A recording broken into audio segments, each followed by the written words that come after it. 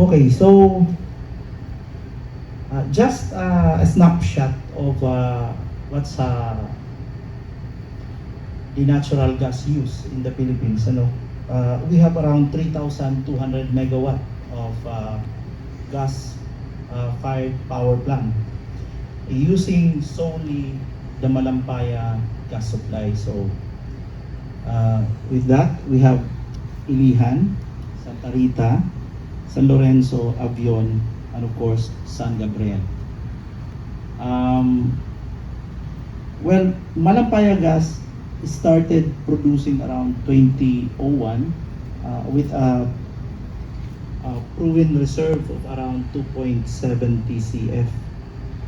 So from this gas, we're able to utilize gas for the past 2001 to date, and probably it would be extended until 2027. So that's how long we have depended on natural gas coming from our indigenous supply. But of course, from 2001 until now, we haven't got the chance of developing not only developing but producing another area or developing another area to produce more or less the same level or even more than the Malampaya gas proven reserve. So that's a problem. So if you look at this slide, you would be, at this point in time, you would be asking yourselves, what will happen to those power plants? So we have the next slide. So this is the situation now of the Malampaya. We have 2.72. As of end of 2021, we have more or less produced around 2.51 of that 2.72. We have utilized more or less 2.45 of that 2.51. And the consortium estimate after February 2024 until probably 2027 would be just around 150 BCF and the 55 BCF bank gas. So it's pretty much clear to us that the supply will no longer able to support those power plants, the 5 power plants. So this is really a very clear case of an urgency on the Department of Energy and probably on other attached agencies, PNOC guys, and of course our agencies that basically affects the permitting requirements of the upstream sector and down to the natural gas regasification, LNG regasification sector. So the next slide would give us probably the answer how we would describe in a nutshell what's happening with our power sector vis-a-vis our upstream natural gas supply. So simply put, we are actually at risk.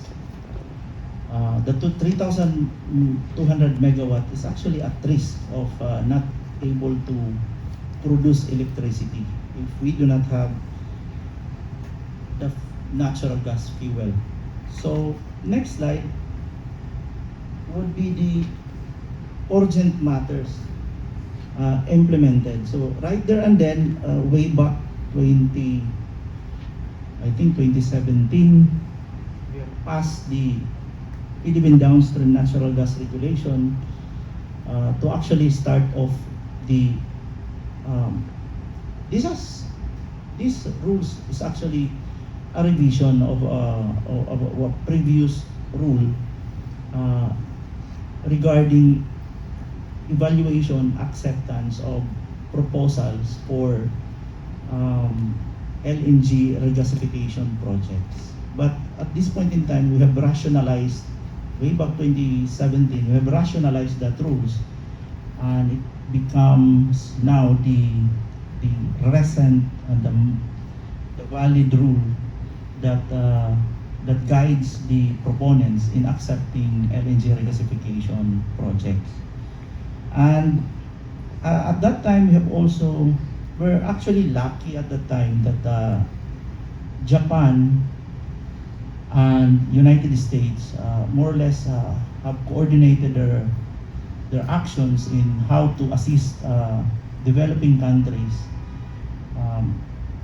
Well, to be direct, receiving countries of possible LNG fuel, like Philippines, like Vietnam, like Thailand. So what they did is, for the US, for example, they have this US Asia Edge program that provided funding. And of course, we're lucky to be able, probably one of the luckiest in Southeast Asia. We have not heard other Asian countries who were able to avail that fund. But in the case of the Philippines, we're able to avail two fundings. First, the Gas Policy Development Program 1, around 25 million pesos was given to us, and it was again reinforced by another application and approval from the US State Department with around 30 million pesos, and if I'm not mistaken. So this is now what we have at the screen. This is the Gassy Gas Policy Development Program. So what we did in these two programs is to develop the regulation, but at the same time to enhance the capacity of knowledge capacity of the Department of Energy with the help of the UP Statistical Research Foundation. And we named the program as Gas Policy Development Program. So we started off in one, getting into market profiling. But of course, that profiling incorporates the whole of the Philippines. So we recognized the need for a specific targeted area. And we deemed, with all the 6 applications, actually centered almost all in Batangas area and one in Quezon, we have realized that for the next probably 5 to 10 to 15 or probably 20 years, the epicenter of regasification, LNG regasification projects and supply would probably be in that area in Calabarzon. So we proposed in Gas Policy Development Program 2 a specific study on areas of Calabarzon, Clark, Subic, and Bataan, focusing on the alternative. This is the second layer of anchor markets, which are the EG zones. Of course, the primary market would be the grid, power to grid supply of electricity. But it's almost always the case that we have a very few growth in electricity, very small, like around 6% annually.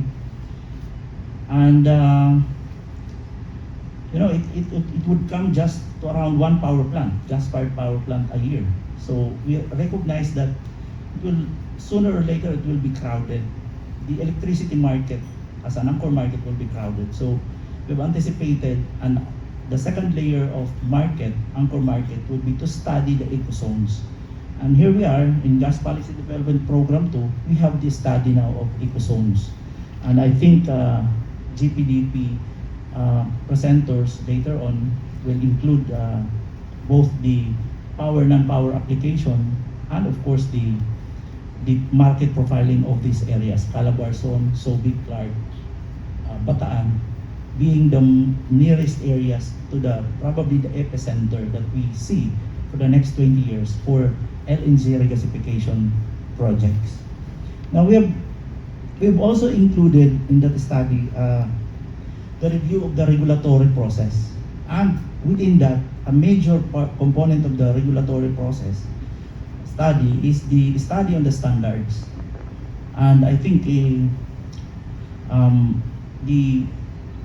GPDP program has already completed the standards proposal per agency. Now, this is actually intended to guide other agencies, aside DOE and other agencies, on how they could craft a responsive, a direct and responsive regulation using standards.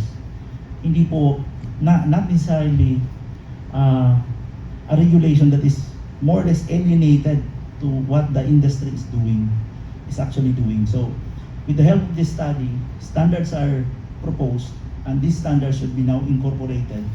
Probably in Gas Policy Development Program 3, we will be proposing the crafting now on the individual agencies like DNR, well, DOE first, DNR, and then Bureau of Fire Protection, for a very responsive and direct, or what we call the LNG specific regulation. So that's the second part of that. And the third part would of course be the utilization of both power and non-power application of natural gas. Everyone speaks about, you can use natural gas in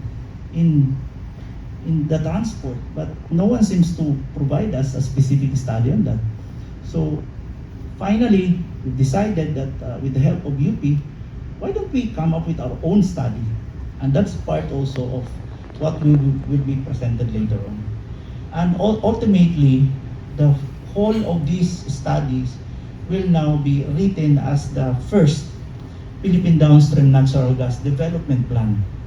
So, when we're done with these studies, with the help of UP, we'll be able to study again these compilations of studies on your part, on the general public's part, by accessing the final output, which is the Philippine Downstream Natural Gas Development Plan.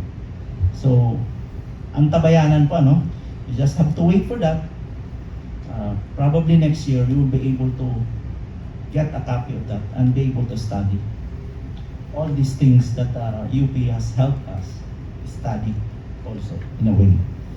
So, what will we do with these standards? So, this is a very structured way of developing an industry. First, we propose a regulation, we propose a study. Now, we also anticipated the creation of a technical committee with BPS, with the Bureau of Product Standards. We have now a MOA, approved MOA.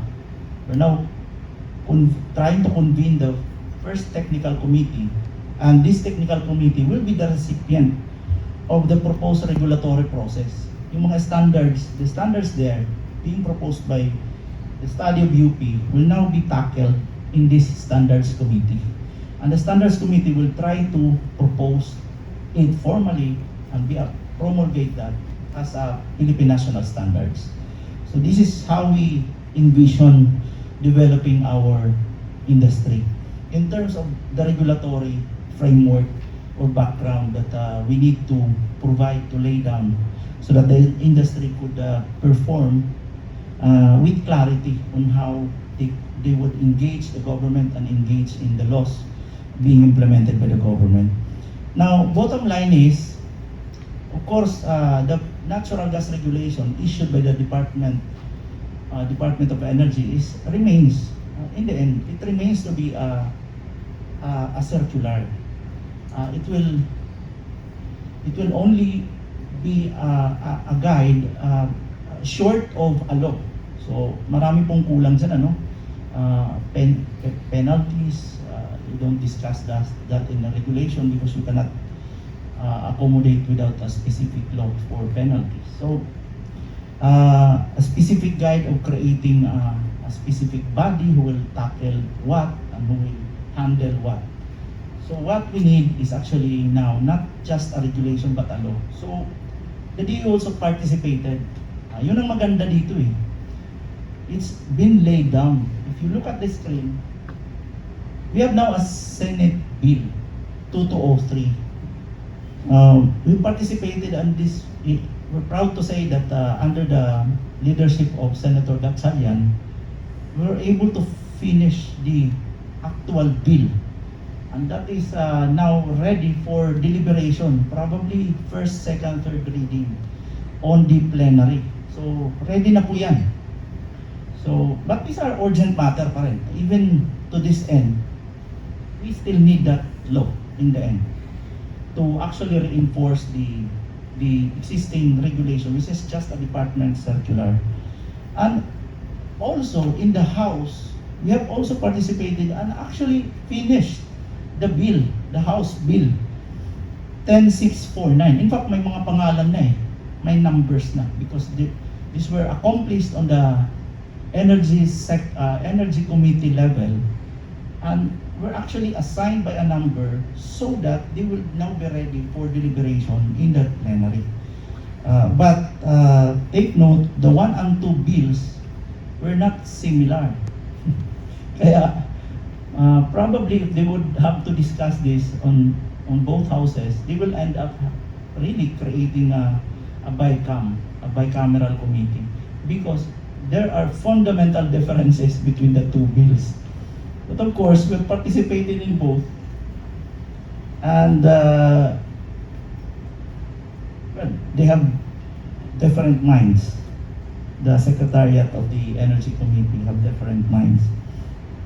So we have, unfortunately, the two that are not similar. So, but still there, those are the things that we deem it urgent for us. Everything is there. Naka-pipeline na po yan. That's the good thing. So, for us, don't worry. The DOE has actually delivered those things. Hindi lang natapos at this point in time. But these things are now on the pipeline and we're about to finish the study there. The Gas Policy Development Program is about to be finished. We will make the output development plan probably next year.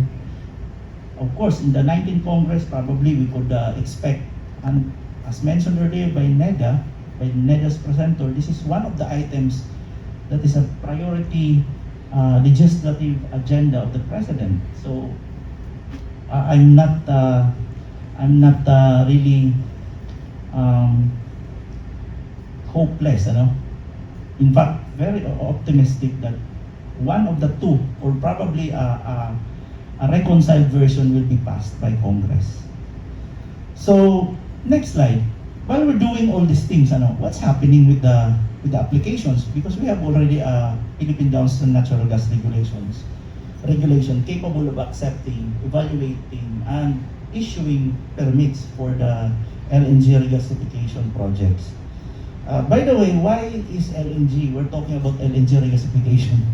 So as I mentioned, we have not developed a similar project, indigenous supply, other than Malampaya. So what's the choice for us? It's really importation. So while we're doing that, way back 2017, we've anticipated that. So that's why here we are, accepting to ourselves that we need imported LNG because we cannot replace immediately the supply that we have from Malampaya. And Malampaya will soon will soon stop producing by around 2027. So these are the projects. The good thing with this timeline, most of them will be on time before Malampaya runs out. So if you look at Linset, it's around August 2022, that's around 3 MTPA. We have Energy World and First Gen, it's just March, probably May of 2023. That's before 2024 and far off from 2027. And we have Luzon LNG Terminal. We have also a timeline of around June 2023. And these are the newer project proponents, Shell and of course Veris. These are still on the, well, Luzon is about to graduate into construction, but the first two, Linset and First Gen, will finally finish the construction at those timelines, target commercial operation. So these two are already constructing now. They will be finished by next year. Earlier pa nga si Linset, that will be probably August, probably December. But these two will come online If not this year, early next year. LNG, Luzon LNG Terminal is, we will be recommending for the approval of this proponent to start construction. But on Shell's case and Veres case, they're still on the notice to proceed, meaning permitting and getting into the commercial financial closing. So, permitting pa lang po yan, yung dalawa, and getting into financial closing. So, later on, they will be applying for actual permit for construction. So, what do we have in store for this year, probably early next year? We have 3 MTPA of first of Linset, first gen 5.26 MTPA, and of course, Energy World, we have 3 MTPA, more or less March. So we'll be having around 11 MTPA. That's more than enough to power up 10,000 megawatt. So this will dwarf actually the need of the existing power plant, is around 3,200 megawatt. If these 3 comes online by next year, this will dwarf the existing need of gas of those existing power plants. So we're safe for the meantime. We're actually safe if hopefully this will really come online by end of this year for Linset, early next year for AWC and first gen. So I hope my limited time, my limited presentation, I was able to share with you what's happening with the LNG natural gas industry in the Philippines. Thank you.